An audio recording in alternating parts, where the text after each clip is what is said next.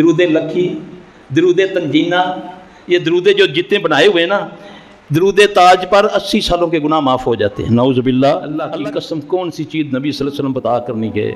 ہمیں سب سے پہلے شیطان لعنتی نے نبی سے ہٹا کرنا اپنے بنائے ہوئوں کے پیچھے لگا دیا کہ یہ میرے مرشد کی خواب ہی آیا تو انہیں کیا اے پڑھ لیا کر، اور دیکھا تو وہ سارا شرک ہی تھا۔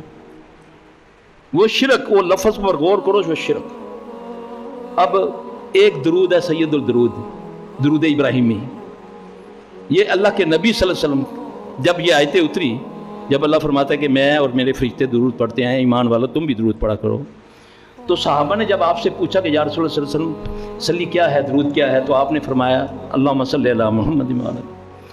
اس کے فضائل بیان کرتے ہیں آپ صلی اللہ علیہ وسلم اپنی زبان اطہر سے کہ جب جو ایک بار درود پڑھتا ہے اللہ اس پر 10 بار رحمتیں نازل کرتے ہیں، اللہ اس کے 10 درجے بلند کر دیتا ہے۔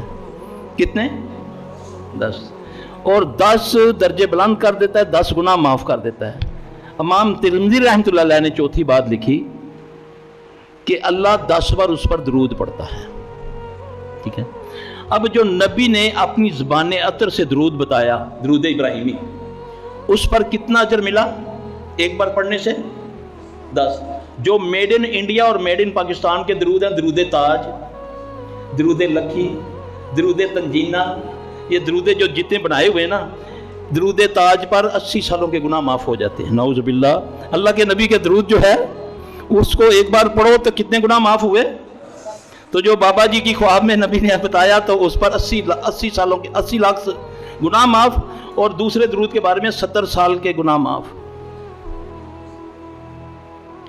اللہ کو میڈ ان محمد وہ عمل پسند ہے جس پر نبی کی مہر لگی ہوگی۔